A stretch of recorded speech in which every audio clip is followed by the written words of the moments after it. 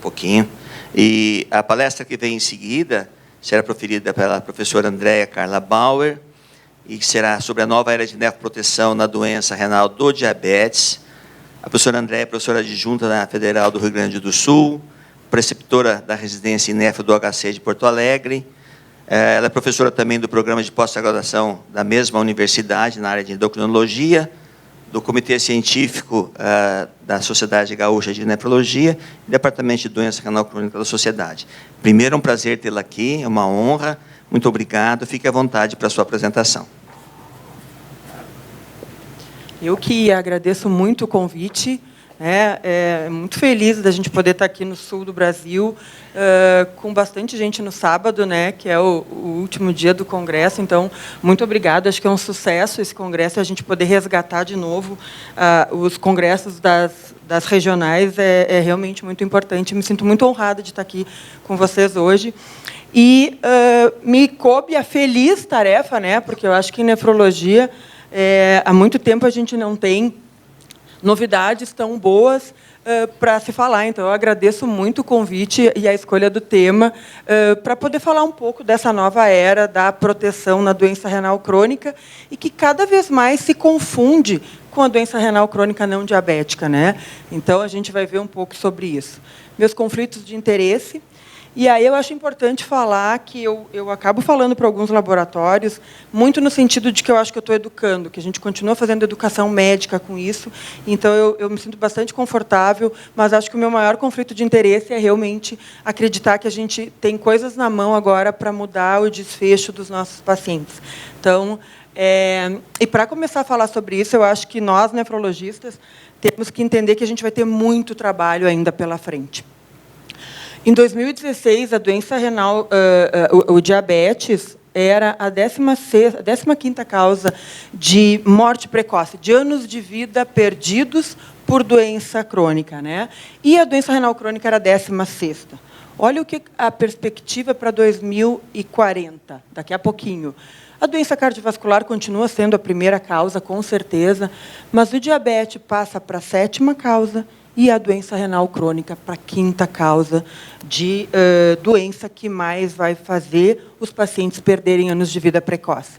Então, a gente vai ter muito trabalho pela frente para poder cuidar desse paciente, para que ele não chegue num estágio tão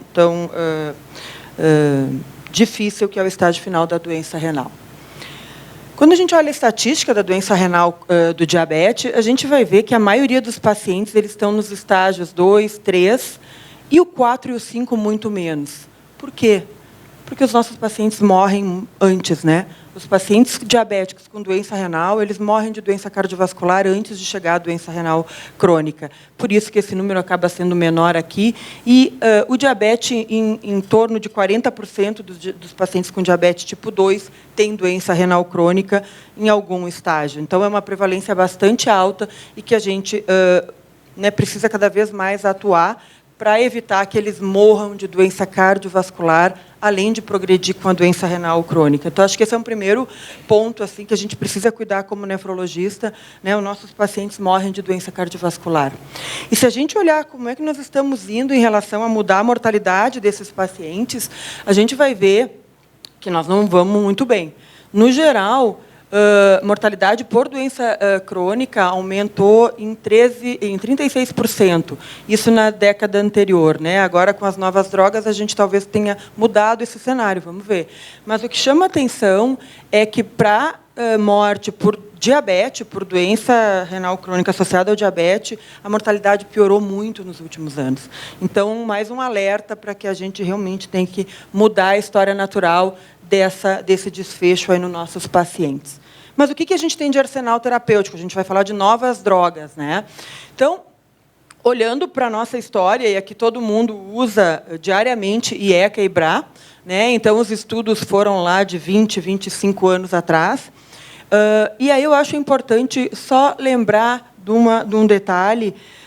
Os estudos que mostram nefroproteção, especialmente nos diabéticos albuminúricos, porque na época era o que a gente entendia como doença renal do diabetes, eles são dose dependente. Quanto maior a dose até o limite terapêutico, maior a redução da albuminúria e maior a redução no desfecho renal terminal. Então, lembrem, não adianta dar um cheirinho, como eu brinco, de Eca ou Brahe e achar que a gente está fazendo certo, porque os estudos conseguiram achar desfechos bons quando a gente conseguiu alcançar uma dose terapêutica adequada. E isso é bem visto quando a gente olha esse estudo de vida real, com mais de 100 mil pacientes com doença renal crônica, e foi se olhar para a mortalidade e para a MACE em pacientes que conseguiram usar mais do que 50% da dose máxima recomendada e os que usaram menos do que 50%. E olha a diferença de mortalidade, mais do que 5 vezes na mortalidade, quando eu realmente eu reduzo a mortalidade quando eu consigo usar a dose máxima tolerada ou adequada. Então, acho que esse é um lembrete que eu gosto de falar, porque a gente, às vezes, cai na inércia de manter uma dose fixa sem tentar alcançar esse alvo terapêutico, que é o que a gente aprendeu com os estudos. Voltando para o nosso arsenal terapêutico, aí sim vem a nova era, né? Então, primeiro se começou com pacientes diabéticos ou com risco cardiovascular ou com alguma doença cardiovascular estabelecida, e aí era o EMPA-REG, o CANVAS e o DECLARE. De forma assim, inusitada e muito feliz, veio o primeiro estudo com doença renal do diabetes, né, com desfecho primário, sendo desfecho renal, que foi o CREDENCE. E aí depois vem, então, os estudos com doença renal crônica em diabéticos e não diabéticos. E aí é o DAPA, CKD e o EMPA-KIDNEY. E, mais recentemente, a gente vem aí com os antagonistas do receptor mineralocorticoide. E aí vem o FIGARO, o FIDELIO e o FIDELITY com a análise combinatória, que a gente vai falar um pouquinho. Então, olhando para esses estudos dedicados, a gente não tem tempo para falar de todos, e todo mundo já tem usado isso bastante, mas só para a gente relembrar, todos esses estudos eram randomizados, duplo cego, né? Então, com bastante rigor metodológico, todos tinham um desfecho primário renal e um desfecho secundário cardiovascular. De um modo geral, os desfechos renais compostos evoluir para a doença renal crônica terminal, dobrar a creatinina, morte renal ou morte cardiovascular. E aí a gente vai olhar para o CREDENCE, e o CREDENCE, que era, lembrem, só em diabéticos, com uma taxa de 30 ou mais, com mais do que 300 de albuminúria, uma redução de 30% no risco relativo de evoluir para a doença renal crônica terminal, e uma redução na hospitalização por insuficiência cardíaca de 39%. Esse foi um super resultado, né, foi muito comemorado, e aí se entendeu que tinha espaço para olhar para uma outra população, que é a população, então, de pacientes com doença renal do diabetes e sem diabetes. Aí vem o DAPA-CKD, e ele já anda um pouquinho na taxa de filtração, né? A gente vê que começa com 25, a albuminúria já desceu para 200, e, de novo, mostra um resultado muito impactante de 39% de redução, com redução no desfecho cardiovascular de 29%. Andando mais um pouquinho, vem o EMPA-KIDNEY, então, desse ano. O EMPA baixou mais um pouquinho, agora nós estamos em 20 de taxa de filtração. E, para esse paciente de um grupo mais grave, de 20 a 45, independente da albuminúria, ou um paciente com mais entre 45 e 90, que tivesse uma albuminúria maior do que 200. E, nesse grupo, de novo, 38% de redução do risco desse desfecho composto renal. E aqui não se atingiu a significância para doença cardiovascular, desfecho cardiovascular. E aí, quando a gente olha para esses estudos, a gente chama atenção que todos têm o mesmo desenho, né? Eles têm essa queda na taxa de filtração inicial, e é em torno de 12 meses, e aí eu brinco que a gente tem que botar a mão no coração e segurar, olhar essa taxa de filtração até que ela volte a melhorar, que vai lá por 12 até 18 meses, diferente da cardio, que com 28 dias eles já veem melhora na insuficiência cardíaca, né? A gente demora 1 ano para ver isso, mais ou menos, né? Mas todos mostram essa virada, né? E eu brinco que aqui a gente começa a economizar rim. Eu começo a deixar de perder função renal na taxa que eu usaria se eu não estivesse usando essas drogas. E o que realmente chama atenção é isso. é essa queda inicial, que cada vez mais se acredita que seja essa regulação intraglomerular, é um rearranjo das pressões intraglomerulares. Então, se eu diminuo o aporte aferente, eu diminuo a taxa de filtração glomerular inicialmente, e eu tenho essa queda, que a gente vê também com IECA e BRA, mas aí numa resposta muito mais rápida de recuperação, né, que aí em torno de 2 a 3 semanas já se vê. Mas sobre isso, eu só queria mostrar um dado que eu acho que vale a pena, que é, primeiro, isso é independente da medicação, isso é de classe, e isso é independente do tipo de paciente. Pode ser insuficiência cardíaca, pode ser doença renal, pode ser diabetes, pode ser doença renal do diabetes ou não. Todos perdem inicialmente, reduzem inicialmente a taxa de filtração e gira em torno de 3 até 5 ml por minuto. E o que é interessante foi essa subanálise aí do DAPA-CKD, que eles tentaram entender o que é isso, o que acontece com esses pacientes que perdem, que reduzem a taxa de filtração nas primeiras 2 semanas. E aí eles dividiram em pacientes que reduzem é horrível porque depois eles ganham, né? Então, que reduzem mais do que 10%, entre 0 e 10, e menor do que não reduzem a taxa. Então, a gente vê que mais de 50% tem uma queda inicial na taxa de filtração. E aí, o mais interessante foi olhar o que acontece no final do estudo, com quem perde mais e com quem perde menos. E aí, o que a gente vê aqui a queda aguda, mais do que 10, entre 0 e 10 e 0, e aqui no placebo a mesma coisa. Primeira coisa que chama atenção é que o placebo perde em torno de 3,5 aqui no final do estudo, e esse grupo vai perder 2, né, no geral, se a gente fosse olhar. Mas o que mais chama atenção é que quem mais perdeu no início, quem mais teve uma queda maior, foi quem menos perdeu no final do estudo. Né, perdeu 1,5 comparado com, por exemplo, o grupo que não reduziu. E, nesse estudo, eles não quiseram mostrar que isso é bom. Esse estudo foi um estudo de segurança, só para nos dizer, olha, fiquem tranquilos, é seguro, esse paciente ele vai bem, ele não vai piorar no final.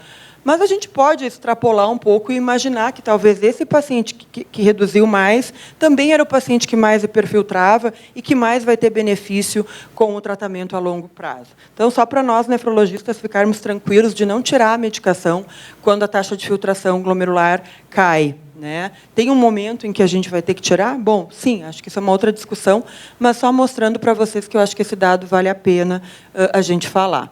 E a outra análise que fizeram, e aquilo ali é independente do diabetes, tanto em diabéticos quanto em não diabéticos. Tá? E essa foi uma outra análise, também tentando ver, mas então funciona mais em quem é mais albuminúrico ou em quem tem taxa menor ou menor. E o que se viu, de novo, é que, independente de ser um risco alto, médio, né, moderado ou muito alto de evoluir para a doença renal, né, o inibidor do SGLT2 teve efeito. Aqui o P de interação mostra que eles não foram diferentes, mas é claro que no grupo de maior risco o benefício foi maior. Quando se olhou para a albuminúria, da mesma forma, albuminúrias menores ou maiores, todos foram, né, positivos para o efeito. E olhando para a taxa de filtração glomerular, da mesma forma, em todos os grupos do estágio da doença renal, isso foi benéfico. Então, naqueles grupos de taxa de filtração menor, a gente precisa entender que esses pacientes têm espaço para um grande benefício. Né? E aí, só mostrando que, independente do estágio em que eles estão, eles se comportam muito similares. Né? Eles têm o declínio e eles têm o benefício no final. E aí, essa é uma publicação, mas é uma extrapolação, porque isso, nós não temos estudos de tanto tempo, mas, né, com cálculos matemáticos e de previsão, o que se imagina? Que um paciente sem tratamento, se ele for um grupo de paciente que progride mais rápido, como o Anderson falou, e normalmente esses são os albuminúricos, né, a gente pode ter até uma perda de 10 ml por ano. Quando a gente agrega IECA ou BRA, a gente vai diminuir essa queda para 4, e, provavelmente, quando a gente associa inibidor do SGLT2, a gente possa retardar a progressão em até 15 anos. Né? De novo, isso é uma especulação, mas é uma ideia que vem sendo cada vez mais construída com os dados que se tem.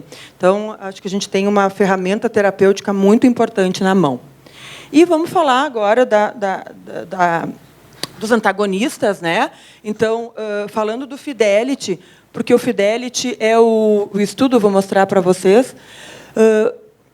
Primeiro, só voltando, né, os receptores mineralocorticoides, então, que é um outro foco importante aí de bloqueio. E aí, cada vez mais, a gente entende o quanto a aldosterona, né, ela está ligada com inflamação, com fibrose, com expansão e hipertrofia, com disfunção endotelial, e que bloquear essa molécula tende a ter esse perfil de efeito anti-inflamatório e antifibrótico.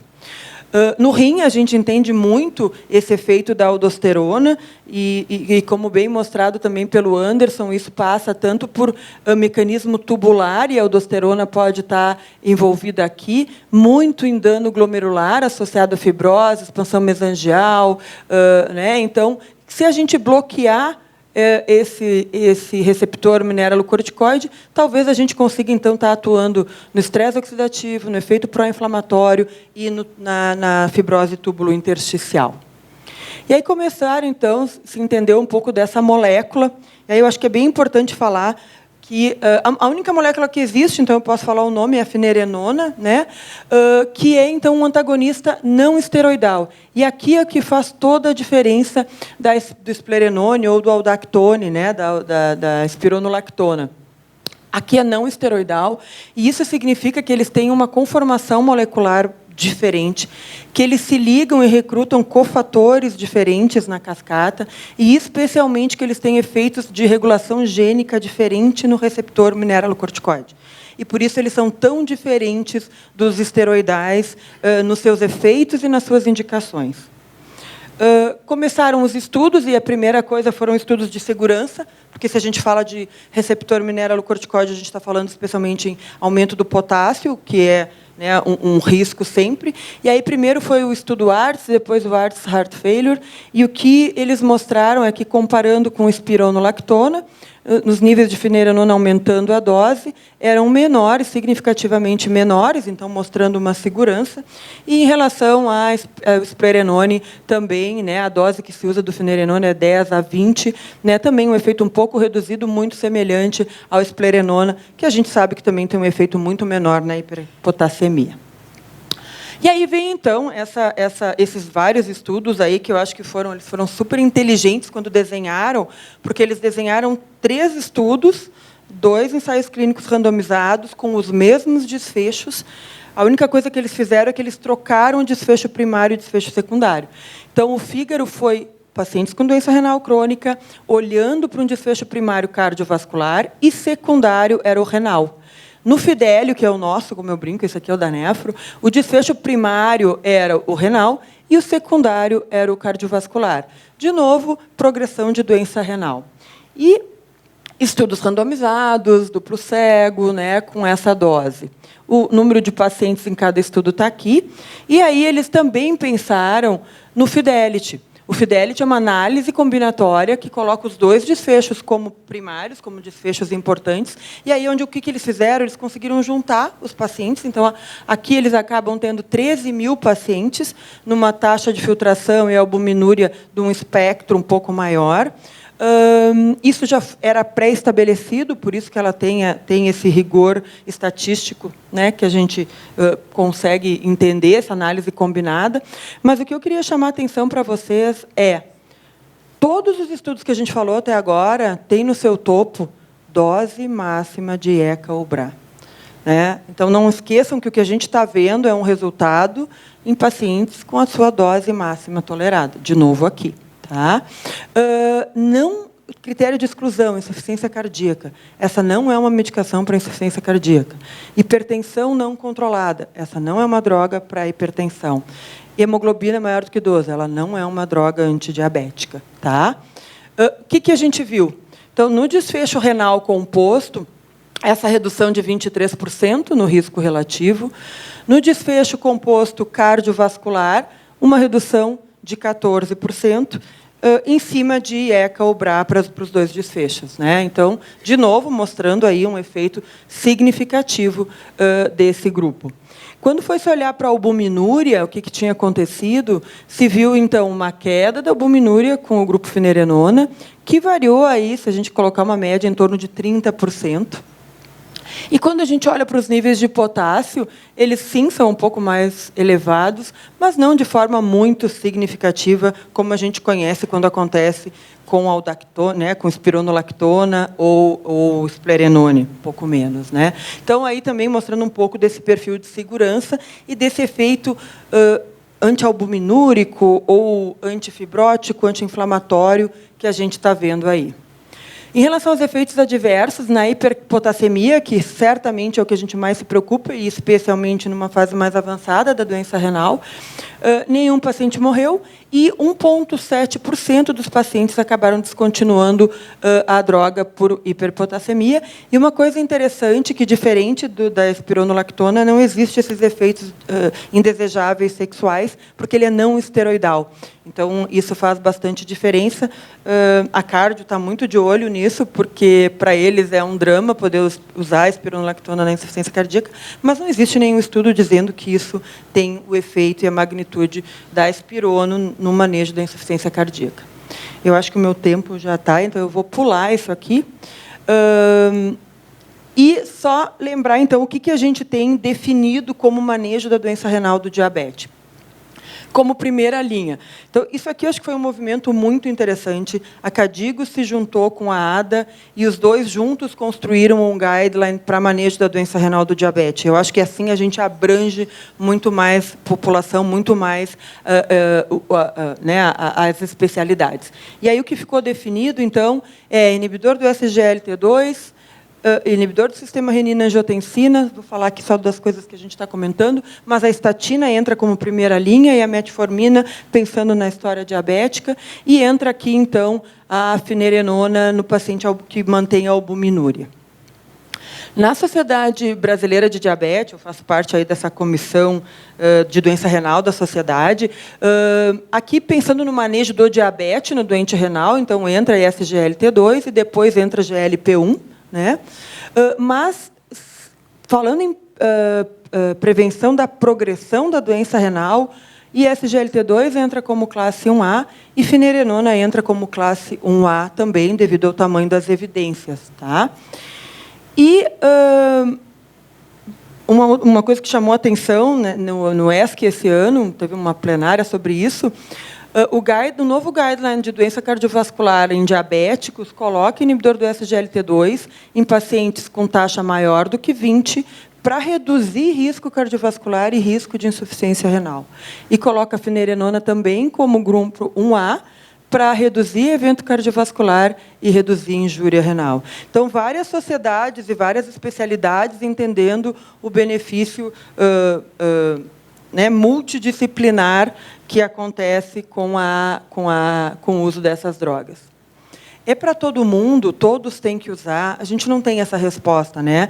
Quando a gente tiver farmacogenética, quando a gente tiver medicina personalizada no ponto de eu entender, né, para quem responde melhor ou não, ou se o meu paciente está indo bem com uma droga, por que eu preciso adicionar outra? Será que ele iria melhor se eu adicionasse a segunda e se eu adicionasse a terceira? Acho que essa resposta a gente ainda não tem, mas o que eu acho e me impressiona é que a gente tem um arsenal terapêutico que a gente não tinha e que agora a gente pode manejar com mais opções a doença renal do diabetes. E, para terminar, só o que é que vem por aí?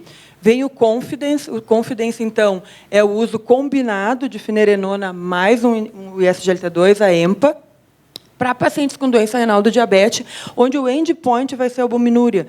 O desfecho primário vai ser a albuminúria, diferente dos outros, que é a progressão da doença renal.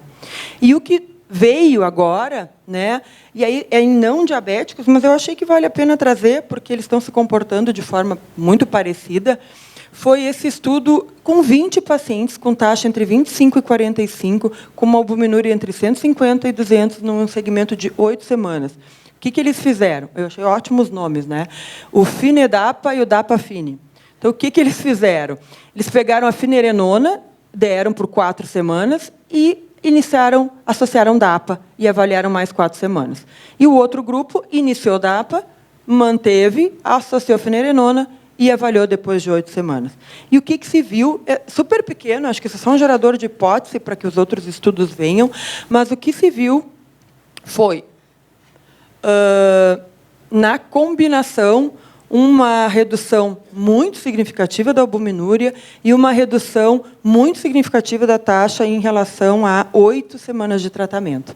Então, acho que isso aqui é só um dado exploratório, mas os estudos estão vindo agora para tentar nos responder essa questão, se é para todos, se beneficia à medida que a gente vai associando as medicações. Então, para terminar, eu acho que o nosso cenário nefrológico, ele, especialmente de quem faz nefroclínica no consultório, ele aumentou muito aí nos últimos anos. Acho que a gente está numa fase da nefrologia muito bonita e eu sou super empolgada, eu sempre tento